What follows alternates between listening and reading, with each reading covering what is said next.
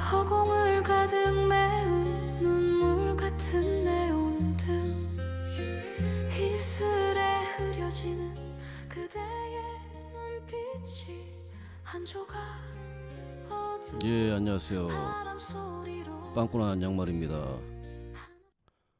만나서 반갑습니다. 오늘은 세 가지 사실적인 사건과 내용들을 전달하고 싶어서 이렇게 영상을 남기게 되었으며, 현재 기사 내용이나 언론에서 가장 많이 보도되고 있는 내용들의 문제점들을, 국가적인 사실적인 내용들을 말씀을 좀 드리겠습니다. 어제 있었던 국정감사 조희대 대법원장 출석 내용들부터 제가 말씀드릴게요. 어제 라방에서도 그 준비한 내용들을 제가 말씀을 드렸는데, 온전하게 제가 이거 텍스트에다가 준비한 이 방송 내용을 갖다가 다 말씀을 제대로 명확하게 선명하게 이 내용들을 다 전달을 못해서 다시 이렇게 영상을 갖다가 전달해 드리기 위해 가지고 말씀을 드리겠습니다. 예. 조희대 대법원장 10월 13일 어제 열린 국정감사에서 증인으로 출석을 했습니다. 예. 근데 인사말만 하고 묵묵부담으로 침묵으로 그 자리에 계속 있었습니다. 별도 증인 선서, 증인 신문에 응하지 않겠다는 취지의 불출석 의견을 미리 제출을 하였고, 조 대법원장은 인사말에서 재판 중인 사안을 이유로 법관의 증언에 세우면 재판이 위축될 우려가 있다라는 취지를 밝히며 증인 신문에는 응하지 않겠다고 선명하게 얘기를 했습니다. 법사위원장 추미애가 조 대법원장의 불출석 의견에도 불구하고 증인 선서 순서는 뒤로 미루고 우선 질의응답을 진행을 하겠다고 강압적으로 선언을 했으며, 추 위원장은 조 대법원장을 증인으로 보지 않고 선서 전에 참고인 신분, 증인이 아닌 참고인 신분으로 질의를 강압적으로 진행하겠다고 설명을 붙여서 얘기를 했습니다. 추 위원장은 그간 제기된 대선 개입 의혹, 조희대 대법원장이 윤석열 대통령 정부 때 대선 개입 의혹의 그 재판을 한 적이 그 시청자분들 있다고 생각합니까? 없다고 생각하십니까? 대법원장으로서 이재명 재판에 대해서 다시 재판을 했을 뿐이지 대선 개입 의혹에 대한 해명을 할 만한 얘기가 저는 없다고 생각해요. 그래서 여야가 여전히 격렬한 충돌이 있으며 상권 분립 주장과 책임 있는 설명 요구를 원했으며, 국민의힘 소속 위원들은 강력히 반발했습니다. 신동욱 의원이 또 사이다 발언을 시원하게 지금 영상도 돌던데, 서영교 그 의원 돼지 멱다는 소리, 목소리가 완전히 이거는 뭐 성악하는 목소리죠. 귀싸대기를 잘 날렸죠. 사이다를 잘 날렸습니다. 요즘 그 신동욱 의원이 잘하고 있어요. 예. 더 성장하고 더 알려지면 대선 후보감으로서 성장할 수 있다고 저는 개인적으로 생각합니다. 김문수 전 장관님이랑 신동욱 의원님, 최수진 의원 이 세 명은 국힘 당대표 선출 때부터 개인적으로 제가 언급을 해드렸고, 김문수 전 장관님 그전부터 지지를 하였고, 제 개인적인 마음은 그렇습니다. 의심할 이유가 없다. 이 세 분은 자기 정치를 명확하게 국회에서 하고 있고, 뭐 최수진 의원님도 이제 뭐 국회에 들어온 지가 얼마 안 됐는 걸로 알고 있는데, 무궁무진한 발전 가능성이 있는 분들이라고 뭐 계속 말하면 입 아플 정도로 요즘 되게 그 신동욱 의원이 되게 잘하고 있는 것 같아요. 더욱 성장하고 더 잘 됐으면 개인적으로 좋겠다고 생각합니다. 야당은 사법부 대법원장에게 재판 관련 질의하는 것은 상권 분립에 어긋나며 관례 헌법을 훼손하는 것이다 주장했고, 일부는 진행을 대법원장을 감금했다라는 표현까지 사용을 했습니다. 마치 중국이 전 세계를 인질로 잡고 있는 듯한 그 트럼프의 일침, 중국에 100% 관세를 매기고 비트코인이 추락하고 알트코인이랑 그 선물하시는 분들은 비트코인만 하세요. 비트코인. 알트코인은 폭이 너무 큽니다. 명심하십시오. 전설의 원여띠 비트코인의 신 200억을 청산당했답니다. 이번에 엄청난 하락 빔이 밑꼬리를 뚫고 엄청나게 하락했습니다. 알트코인들. 국내나 사법부 검찰을 감금하고 훼손해야 면이 살고 이재명 대통령의 재판을 무마시킬 수 있다고 여당은 판단하기에 선진국 시스템에서도 시행하고 있는 자유민주주의 체제 중 상권 분립을 총리 산하에 두려는 얄팍한 정치적 속셈들이 비춰집니다. 더불어민주당 의원들은 대법원장에게 책임 있는 설명을 요구하는 것은 국회의 책무라는 질의를 이어 가야 한다고 맞섰습니다. 민주당 의원들은 특히 전원 합의체 판결 관련 의혹과 대법원의 역할 책임을 문제 삼았습니다. 조희대 대법원장 의원들의 지의에 실질적인 답변을 끝내 하지 않고 묵묵부담으로써 증인 선서도 하지 않은 채 응답을 회피하는 모습을 보였습니다. 그러고 나서 국정감사는 결국 정회되거나 중단이 되는 상황이 발생했지요. 추미애 위원장이 대법원장이 관례를 이유로 책임 회피해서는 안 된다. 국회는 국민을 대변할 의무와 해소할 권한이 있다. 그런 부분에서 민주당은 할 말이 없습니다. 민주당은 관세라든가 그 지금 일어나고 있는 일들에 대해서 명확하게 국민들을 대변해가지고 해소할 얘기들을 선명하게 국민들에게 전달을 한 적이 있습니까? 지금 이재명 정부가 들어와서. 조희대 대법원장님이 인사말을 했던 요지가 법관을 증언에 세우는 관행은 없었다. 재판의 독립성과 재판 처리의 자유를 위축시킬 수가 있다. 상권분립이죠. 예. 사법부를 압박하고 사법부를 독립적인 사법부를 갖다가 법관을 갖다가 증언대에 세우는 관행은 없었습니다. 이때까지 역사적으로. 그 전에 있었는지 모르겠는데 자유민주주의 체제를 완전히 이거는 민주당의 다수의 의원들 그리고 이재명 정부의 그 사법 리스크를 그리고 정치적인 보복성으로 지금 대법원장을 증언대에 세웠던 거고 그래서 국민의힘의 나경원 의원이 대법원장에 대한 증인 창고의 질의 강행은 상권분립의 파괴라고 강하게 반발. 국민의힘은 이제는 국민들을 위해서 일을 해야 됩니다. 지금 야당이 됐는데 지방선거가 내년이죠. 7월인가 그쯤을 알고 있는데 5월인가. 국민들을 위해서 모든 국회에 관련된 일을 그 시행을 하고 그리고 발언을 하고 민심이 뭔지 그 국민의힘 의원들은 정말 선명하게 명확하게 이 민심에 대해서 지금의 민심에 대해서 파악을 해야 됩니다.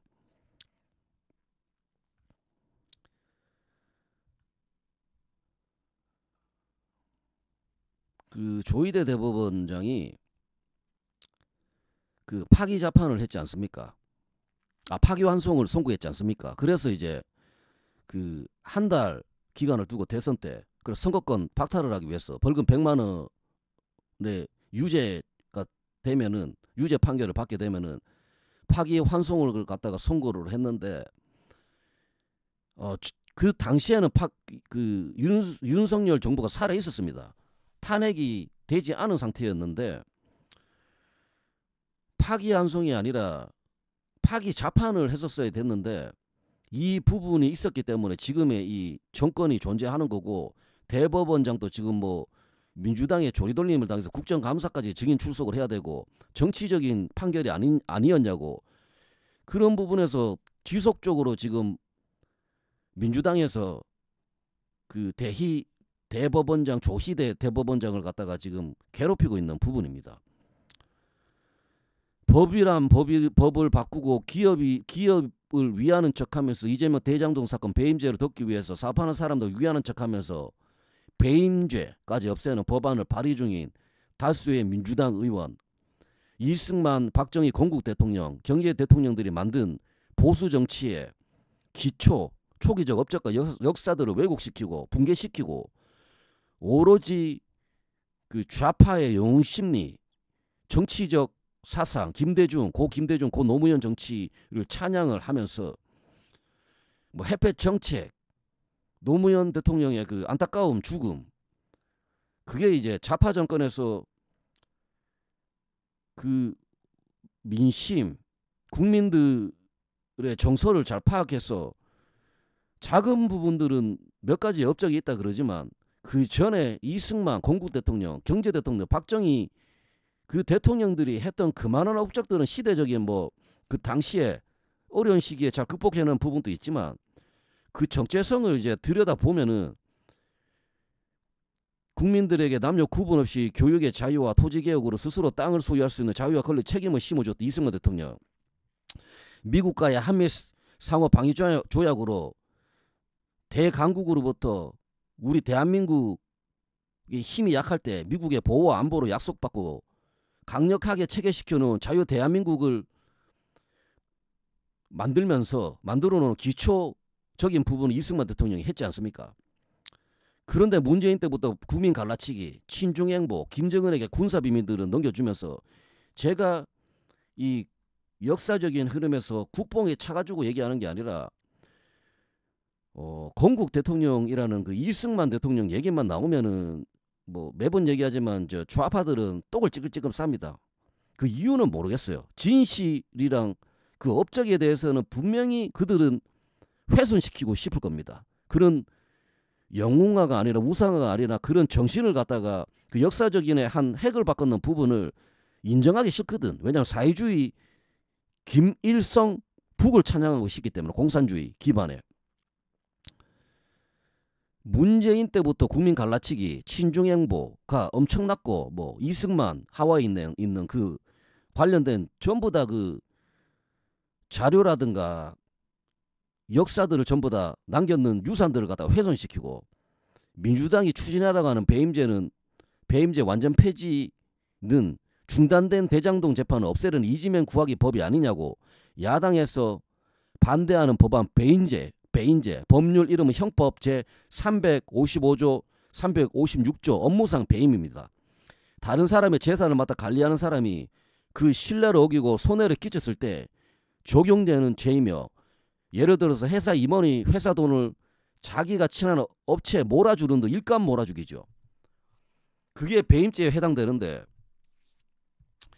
그런 배임죄를 갖다가 재판하는 과정에서 실질적인 판단이 좀 어렵다고 합니다. 손해 판단이 어렵다. 투자 실패인지 고의적 해악인지 구분이 좀 애매하면서 이익, 입증이 필요한 본인이 이득을 봤다는 증거가 없으면 무죄가 되는 것이고 경영상 판단 논쟁 그때는 최선의 판단이었다는 주장만 나와도 재판이 길어지고 판결이 안 난다는 거죠. 재판이 길어진다는. 그때는 최선을 다할 수밖에 없는 판단이었다. 그 입증 부담이 큰 검찰이 악의로 했다는 걸 끝까지 입증해야 되는 게 배임죄입니다.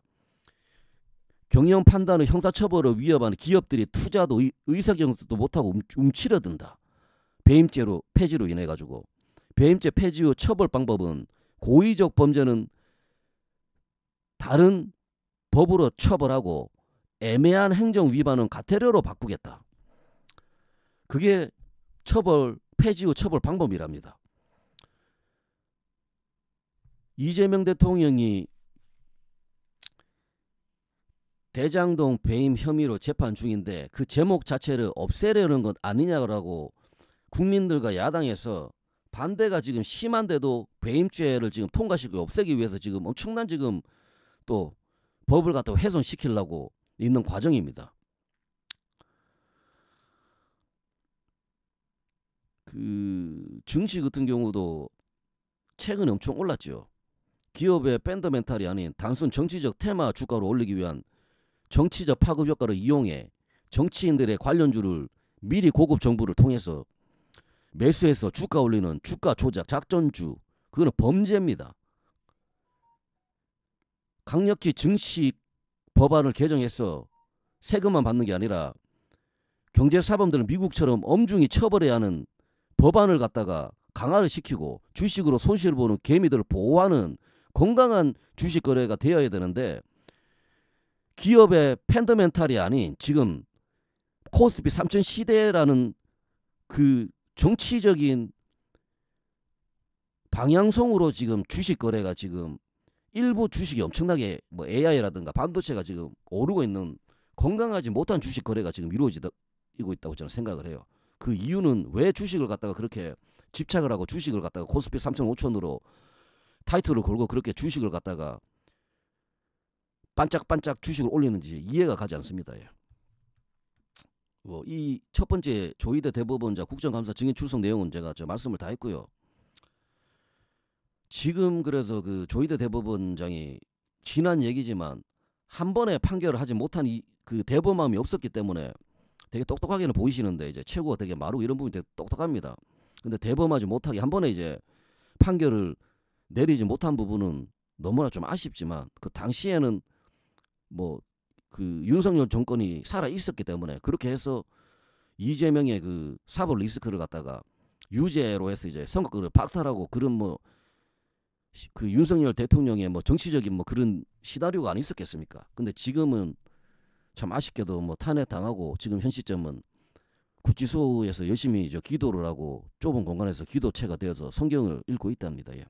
두 번째 얘기는 이제 캄보디아의 우리 대학생이 고문 끝에 숨진 채 발견된 사건. 이건 단순 해외 사건이 아니라 국내 불법 조직과 연결된 정황이 드러나면서 사회적 큰 충격을 주고 있습니다. 아시다시피 캄보디아는 저도 뭐 라방에서 말씀을 드렸는데 제가 몇 번 여행으로 갔다 오고 뭐 일적으로 갔다 온 적이 있습니다. 화폐도 그 나라는 다른 나라에서는 종이 조각이고 영어를 쓰지만 피부가 좀 흑인도 아니고 인도 사람도 아니고 되게 새까매요. 근데 영어는 콩글리시를 쓰고 뭐 공항에서 내리면 시엠립이라든가 거기 부분 공항 거기가 그 유적지가 있는 앙코르 유적지가 있는 곳인데 거기가 아마 수도로 알고 있어요. 제 말이 제가 그 기억하고 있는 부분이 맞나 모르겠는데 그 프롬펜이라든가 거기가 이제 그 휴양지 비슷하게 관광객들이 되게 많이 오는 곳인데 거기서 이제 3시간 거리에 있는 그 중국의 자본이 들어와 가지고 불법적인 일을 하고 보이스피싱이라든가 뭐 불법적인 일을 범죄적인 일을 계속 거기서 이제 범죄 국가를 만들어 놨죠. 그것이 알고 싶다라든가 지금 지속적으로 캄보디아에서 지금 한국인들을 갖다가 지금 유괴하고 감금하고 범죄의 그 범죄적인 혐의에 이제 끌어들여 가지고 지금 되게 심각한 지금 일들이 벌어지고 있는데 그게 이제 국내 불법 조직과 연결이 된 정황이 드러나면서 이번에 피해자는 경북 예천 출신의 22살 대학생 박모 씨 지난 7월 17일 현지 박람회를 다녀오겠다며 캄보디아로 출국했지만 3주 뒤 8월 8일 깜포 복고산 인근의 차량 안에서 숨진 채 발견됐습니다. 캄보디아 현지 경찰은 고문으로 인한 심장마비로 추정했지만 이 젊은 청년이 왜 이런 잔혹한 일을 그것도 캄보디아에서 당해야 했는지 수사가 진행되면서 점점 충격적인 사실들이 드러나고 있습니다. 국내 연계 조직의 실체. 경찰은 이번 사건의 배후에 국내 점조직 형태의 취업 광고를 내놓고 캄보디아에 월 500이나 1000을 벌 수 있다고 그런 식으로 광고를 내거나 아니면 지인들을 꼬들겨가지고 캄보디아로 넘어오게 해서 감금시키고 보이스피싱이라든가 범죄적인 일을 계속 시키는 지금 그런 조직들이 있답니다. 피해자 박 씨를 캄보디아로 유연한 사람은 같은 대학의 선배 20대 홍 씨였으며 홍 씨는 이미 대포 통장 모집죄로 구속 기소된 상태이며 경찰은 홍 씨의 윗선 즉 국내 조직의 실질적인 지휘자가 따로 있다고 보고 통신 기록과 계좌 거래 내역을 전 방위로 추적 중입니다. 뭐 이런 사람이야 잡을 수 있겠지만 그 윗선에 있는 조직의 제일 윗선에 있는 그 중국인들은 아마 찾기가 힘들 거예요. 아는 사람이 해외 나가면 더 무섭습니다. 그러니까 명심하십시오. 해외 나가면 한국 사람들, 태국이 됐든 필리핀이 됐든 캄보디아가 됐든 국내 사람들을 조심하십시오. 저는 분명히 그 말씀을 드리고 싶습니다. 텔레그램 영상의 충격, 사건이 세상에 알려진 건 텔레그램. 범죄자들이 텔레그램을 많이 사용하죠. 익명의 보장성이 있기 때문에 범죄와 전쟁 2를 통해서였습니다. 그 채널 이름이 범죄와 전쟁 2예요. 운영자 천마는 박 씨가 캄보디아에서 찍힌 영상을 공개했는데 영상에는 박 씨로 추정되는 인물이 마약을 강제로 흡입한 뒤 폭행을 당하며 자신의 경위를 설명하는 모습이 담겨져 있었습니다. 천마 이렇게 주장했습니다. 박 씨가 홍 씨의 소개로 대포 통장 명의자 역할을 하다가 5,700만 원의 인출 사고가 발생했고 그 일로 강간과 폭행을 당했다. 정말로 믿기 힘든 비극입니다. 대포 통장이자 사고가 터진 거죠. 5,700만 원을 다른 사람이 인출을 해 갔다는 말이죠. 왜냐면 명의자가 다른 사람 명의자니까 명의자만 출금을 할 수 있지 않습니까? 아니면 그 대포 통장을 가지고 있는 사람도 출금이 가능한데 먼저 이제 출금을 해버렸다는 거지. 그래서 이런 비극적인 상황을 아마 만들었지 싶어. 마약을 억지로 먹이면서 폭행을 해서 심장마비로 이제 이런 되게 이제 가슴 아픈 일이 또 벌어진 부분이 있으니까 우리 외교부에 따르면 캄보디아에서 취업 사기 후 감금됐다면 신고한 사례가 2021년도에는 4건. 제가 그 전에 여행을 몇 번 갔으니까 그 전에는 그런 일들이 없었습니다. 2022년에는 1건에 불과했지만 올해 1월부터 8월까지 무려 330건이 폭증했습니다. 지금 한 500명 정도가 납치가 됐고 감금이 된 지금 사례라고 하죠. 80배, 100배 이상 증가한 셈입니다. 이건 엄청난 한국인들을 갖다가 중점적으로 타격을 해서 이런 범죄 국가에 끌어들여가지고 감금하고 범죄에 지금 계속 투입을 시켜가지고 경찰청은 이런 범죄에 대응하기 위해 코리안 데스크 한인사건 전담 경찰관 설치, 국제공조, 수사 인력 보강, 현지 경찰 영사 확대 배치 등의 대책을 추진하고 있습니다. 이번 사건은 단순한 범죄 사건이 아니라 해외 불법 조직들이 한국 청년들을 유인하고 착취하는 구조적 범죄 실체를 드러낸 일입니다. 이런 해외 그 취업이라서 캄보디아라든가 뭐 태국, 필리핀, 동남아에 관련된 취업 광고가 나오면 무조건 패스를 해야 됩니다. 이런 또 가슴 아픈 일들이라든가 이 한참 대학생이고 졸업해서 이제 할 일이 많은 젊은 친구가 누군가의 아들, 누군가의 친구 이런 식으로 목숨 잃지 않도록 우리 정부와 외교 당국 그리고 우리 모두의 경각심이 필요하면서 진실이 가려지지 않도록 그리고 다시는 범죄가 반복되지 않도록 관심을 가져주고 신속히 그 범인들을 찾아서 엄중한 처벌을 해야 된다고 저는 생각합니다.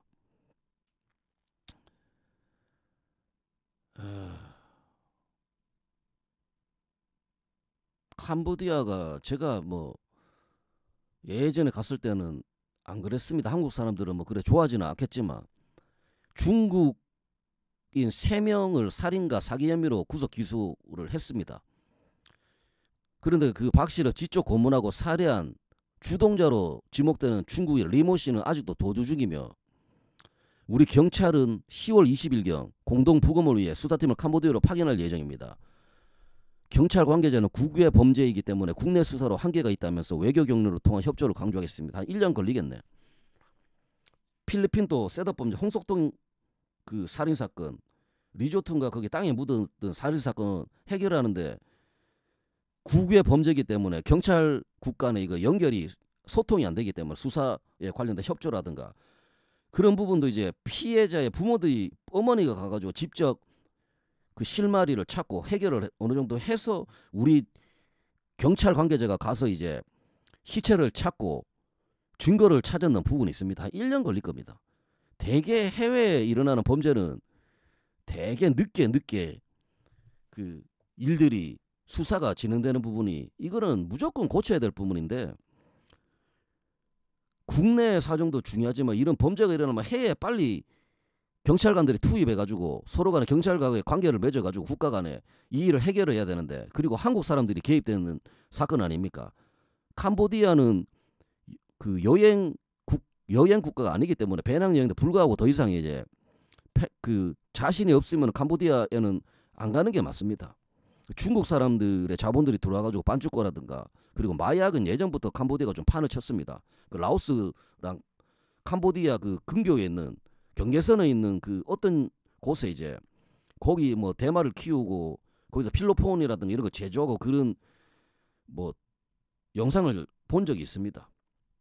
그래서 그 나라가 되게 문제가 많은 나라죠. 예, 뭐 국가라고 참 호칭하기도 되게 좀 난해한데 화폐도 가치가 없고 그래서 이런 일들이 그 또 중국 사람들 때문에 또 뭐 어떻게 보면 또 중국 사람들이 개입된 범죄인데 참 걱정스럽습니다. 예. 세 번째 또 준비한 내용은 양평군청 50대 공무원 특검 조사 숨진 채 발견. 이 부분에 대해서 그 조국 혁신당의 박은정이라든가 그리고 몇몇 의원들은 저 윤석열 정권 때 검찰총장 때 검찰 때 압박 수사를 해가 죽은 사람들이 돌아가신 운명을 다하신 분들이 많다. 극단적인 선택을 한 사람들이 많다라고 강력하게 또 그 정신 나간 소리를 하면서 소리를 지르면서 실제로 그런 일이 아마 있기는 안 있었겠습니까? 조사 과정에서. 그러나 이미 지나간 일입니다. 안타깝게 참 그렇게 돌아가신 분들은 정말로 이제 뭐 유감스러운 일이지만 지금의 이 내용들을 보고 얘기를 해야 되는데 절대로 지금의 현실을 인정하지 않는 게 조국 혁신당이랑 좌파들의 특징입니다. 좌파들은 절대 지금 이 시점 인정 안 해요. 그게 이제 범죄당들의 공통적인 특징인데 현 시점에 일어난 사건들을 특검이라든가 뭐 조사라든가 그런 부분에서 예를 들어서 민주당의 실수로 인해 가지고 사고라든가 뭐 무한항공 사고도 있었지 않습니까? 그런 사건 사고가 민주당에 일어나면 무조건 예전의 일들을 끄집어냅니다. 시체팔이 한다 그러죠. 그리고 지금의 사건들을 전부 다 무마하고 인정을 하지 않고 돌아가신 분들에게 보상을 해주면 된다. 그거는 말이 안 되고 아주 그 책임감 없는 조희대 대법원장을 국정감사에 증인 출석해서 국민들을 대변해가지고 사실 조사를 얘기해달라. 얘기하지만 본인들은 절대로 얘기하는 게 그 좌빨들의 그 의원들의 특징입니다. 먼저 기본 사실부터 정리를 해서 말씀을 드리자면 피해자의 양평군청의 군무원 50대 공무원 A씨로 알려져 있습니다. A씨는 특검 군사 수상 대상자로서 최근 김건희 여사 연루 의혹으로 제기된 양평 공흥지구 개발 특혜 사건과 관련된 조사를 받았습니다. 그런 특검 조사에 출석한데 얼마 지나지 않아 자택에서 숨진 채 발견이 되었으며 발견 시각은 보도에 따르면 10월 12일 얼마 안 됐습니다. 오전 장소는 양평읍 자택 화장실이었습니다. 이 사건은 특검 조사 직후 발생했다는 사실 때문에 국민적 관심과 정치적 논란이 매우 큰 사건입니다. 예.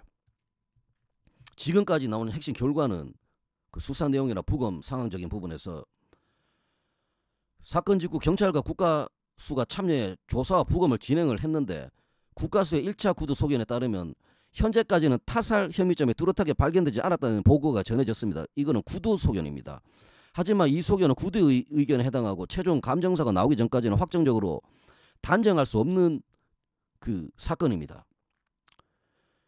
이 A씨는 약 20장 분량의 자필 메모, 유서를 남긴 것으로 보도됐으면서 유서의 존재 자체는 확인됐지만 유서에 적힌 내용의 해석과 진위 여부는 필적 감정과 다른 물증에 의한 면밀히 검증될 수사고 증거고 감정 예정이라 그럽니다.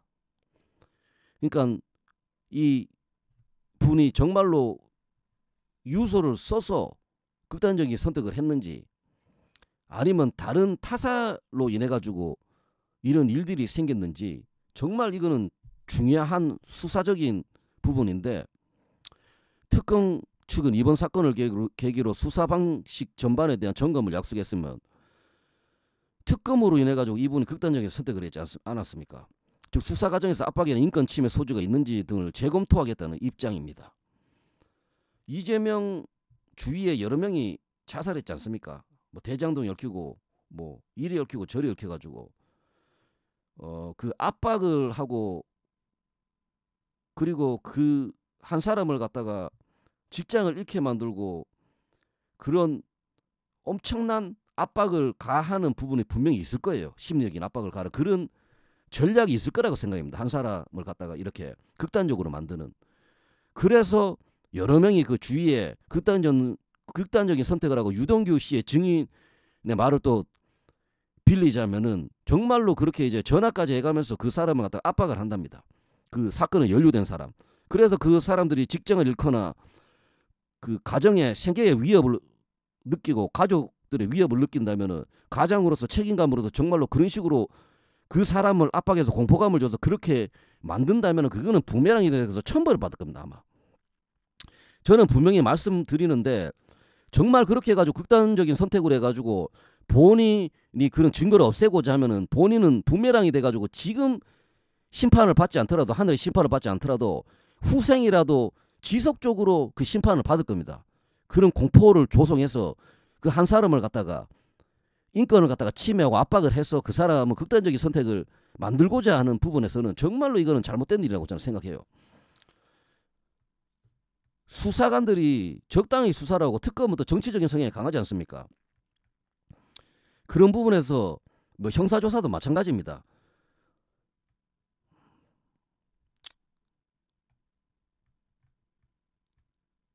뭐 이 관련된 내용들이 더 있는데 뭐 길게 얘기할 생각이 없어서 관전 포인트는 크게 두 가지로 나눠가 말씀을 드릴게요. 하나는 과연 최종 부검 결과가 타사 가능성을 배제할 것인가. 다른 하나는 특검 수사의 적법성과 절차적 정당성이 어떻게 결론 나는가. 이 두 가지에 따라 사건의 정치적 파급과 사법적 결말이 크게 달라질 수가 있답니다. 이 사건은 단지 한 개인의 비극을 넘어서 우리 사회에 몇 가지 질문을 던집니다. 수사기관의 인권보호체계, 강도 높은 수사 과정에서 피의자, 피조사자의 인권을 어떻게 보장할 것인지, 특히 심리적 압박에 대한 안정장치를 충분히 점검을 했는지, 행정 투명성과 개발 사업 관리, 지자체 개발 사업에 제기되는 특혜 의혹을 근절하려면 절차적 투명성과 감시, 검증 시스템을 강화해야 하며 언론과 여론의 역할은 사건 보도 과정에서 사실적인 측면을 언론과 여론은 보도를 해야 되며 그런 과도한 추측과 내피셜, 주관적인 보도를 분리하고 정치적인 보도를 분리하고 피해자의 유족의 인격적 존중을 존중하는 보도로 관행해야 되는 사실이라고 저는 말씀드리고 싶습니다.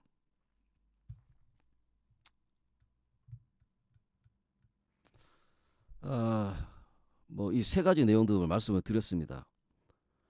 이 내용들을 이해하셨나 모르겠는데 지금 정치, 국정이 어떻게 흘러가는지는 우리 국민들이 명확히 사실 내용을 알아야 하며 뭐 특정 지지하시는 당들의 그 쏟아져 나오는 뭐 유튜브 영상이라든가 그리고 언론, 기사 뭐 그런 정치인들의 발언들이 있는데 스스로 더 신중히 생각하고 넓게 세상을 보면서 편향적이지 않게 눈 가리지 않게 세뇌되지 않게 무조건 지지자라고 그 지지자들의 말을 따를 뿐이 아니라 그리고 삐딱한 사고방식이 아니라 세상을 좀 더 넓게 보고 진실되게 보고 이 흐름을 방향을 어느 정도는 예측하며 살 수 있는 그런 국민들이 돼야 된다고 저는 생각합니다. 예. 진실을 외면하지 않고 진실의 목소리를 내는 용기 있는 국민 시민이 되어야 된다고 저는 생각해요. 오늘의 세 가지 내용을 다 했고 이 내용을 제가 어제 말씀을 드리려고 그러다가 라방에서 명확하게 얘기를 못했는데 어떻게 제가 세 가지 지금 현실에 좀 중요한 문제점이라든가 지금 뭐 벌어지고 있는 일들에 대해서 얘기를 잘했나 모르겠는데 구독과 좋아요는 정의를 밝히는 큰 힘이 됩니다. 시청해 주셔서 감사합니다. 예. 또 다음 라방에서 뵙겠습니다. 오늘 얘기는 다 끝났습니다. 예. 참 파렴치한 범죄적인 뭐 일들이 벌어지면 안 되는데 캄보디아라든가 중국 자본이 들어오면서 대한민국이 투명하고 그리고 뭐 인신매매라든가 마약이라든가 이런 청정국이 되어야 되는데 마약이 뭐 뜬금없이 뭐 되게 많이 들어오고 마약을 사고 팔고 그런 일들이 빈번히 발생되는데 대한민국이 마약의 위협성이 없는 나라인데 투명한 나라가 되고 더 단단한 나라가 되기를 간절히 바라겠습니다. 예. 오늘 얘기는 끝났어요. 예. 여기까지 방송하겠습니다. 예. 다음에 뵙겠습니다.